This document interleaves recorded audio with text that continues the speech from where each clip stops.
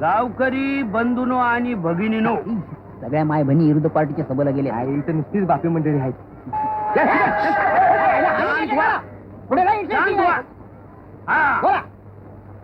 बघा, लोकशाही ही आपली आई आहे.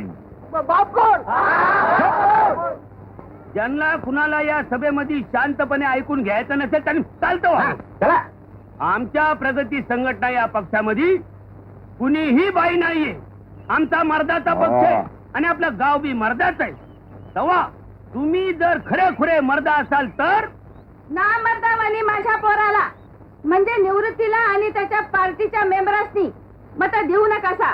आज पातूर एका संघटना पोटच्या पोराप्रमाणे गावचा सांभाळ करील. बाई खाली बसा, खाली बसा. माझं भाषण संपलं नाही. अहो एकेकाने करत असते भाषण.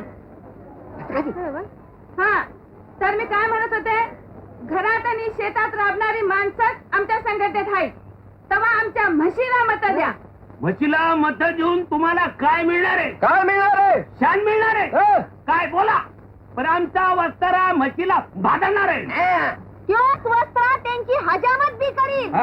तवा टाळ्या वाजवा. आम्हाला म्हशी झालं की तवा म्हशी मोर फुली करा. संघटनेचा विकास, संघटनेचा विकास.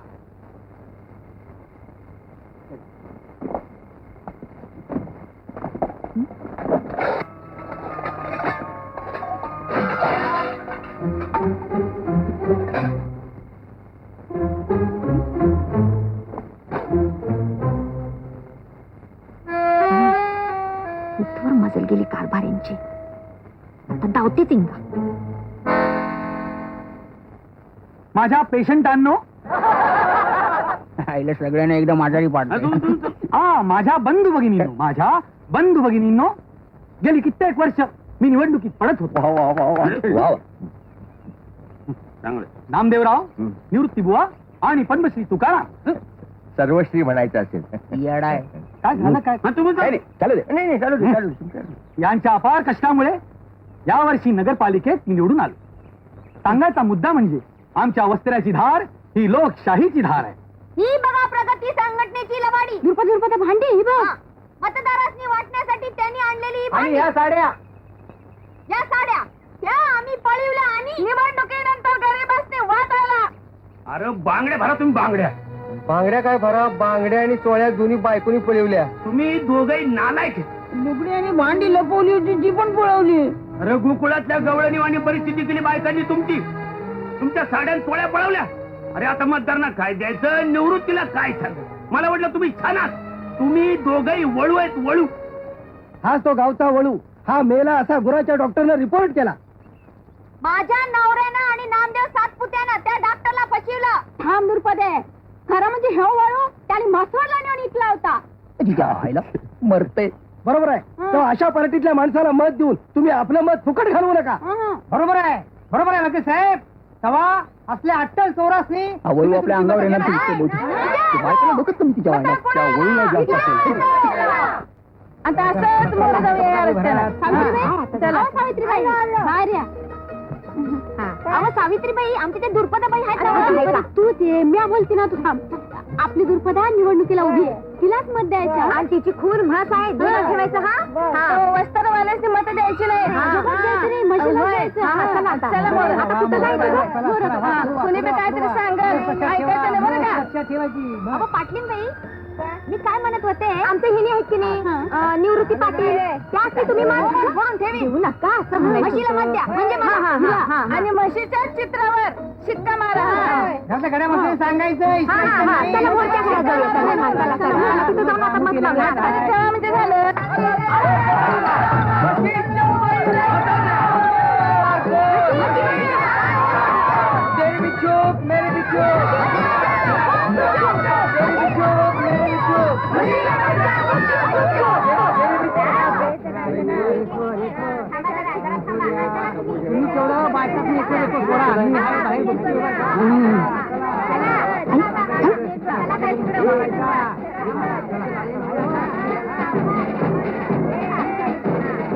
मालतीबाई गुळवणी शिक्का नीट मारा.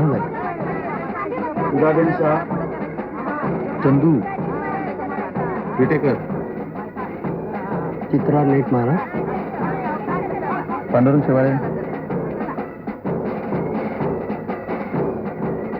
महाराजा बघा बघा ऐका ना. इकडे हा कोणी चालू आहे. तुम्ही दर 10 मिनिटांनी फोन करत चला. हा निवृत्तीनाथ धीर सोडायचा नाही. अजून निकाल हाती यायचेच. पण त्यांचे 5 लोक निवडून आले. अरे पण आपले बी 5 निवडून आले. येळ गेलेलं नाही. पारड कवा बी फिरू शकते. आता 5च्या वरती त्यांचे निवडून नाही येणार. मग ए तुझ्या बायकोचं काय झालं? बायकोचं काय घेऊन बसलाय? अरे अशा म्हशी जर निवडून यायला लागले तर लोकशाहीचं वाटोळ होऊन जाईल. मी आता राहिलेले निकाल तुम्हाला वाचून दाखवतो. महिपत सखाराम बोखरे 5,700 300 मतं जास्त मिळून निवडून आले. इकडे या साहेब तू सांगा महिपती भोकरे 350 मतांनी निवडून आला म्हणून. महिपती निवडून आला. यशवंत हरी कोकाटे 5,800 400 मतं जास्त मिळवून निवडून आले. साहेबराव महिपतराव भोकरे केवढ्या मतांनी जिंकला तेवढं सांग. 300 मतांनी निवडून आला. आपले 6 जण निवडून आले. मी काय म्हणलं तुम्हाला.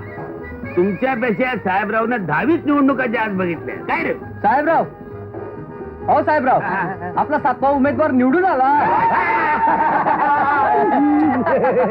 कोण मी काय? तुम्ही नव यशवंत कोकाटे. पण आपला निवृत्ती निवडून यायलाच पाहिजे. हे निवृत्ती आता तू सरपंच झाला म्हणून समज. झाला म्हणजे काय अहो आपला निवृत्ती किती मतांना निवडून आला तेवढं सांग. अहो फक्त 200 मतांनी पडला. लुगडी धोत्र गेलं सगळं गेलं. सांगतो नाही वैरी बार बार सांगतो सांगतो सांगतो कसा शांत बर बर बर अंधारी पसरली डोळ्याचं. शांत. साहेब तुझ्याची बायको जितली म्हणजे आपण मी गेलो. अरे बापरे साहेब असं कसं झालं? कर्ज जमीन वाडा सगळं एका सगळ्यांचं 8 उमेदवार निवडून आलं आणि आपलं 7. हा त्याच्या आईला झालं काय? आता गावातनं मान खाली घालून फिरायची पाळी आली. थोबाड फोडलं पाहिजे. का बॉम्बला लागला. अजून सरपंचाची निवडणूक व्हायची. अहो पण त्यांची मेजॉरिटी आहे. मला अजून माझ्यापासून बरंच धडे शिकायचे. पण मी काय म्हणतो साहेब, तू गप. मतदार जसे विकत घेता येतात तसं जिंकलेले उमेदवार सुद्धा विकत घेता येतात. त्यांचे 8 वरून 5-6 झाले मग आपण जिंकलोच. मग सरपंच आपलाच.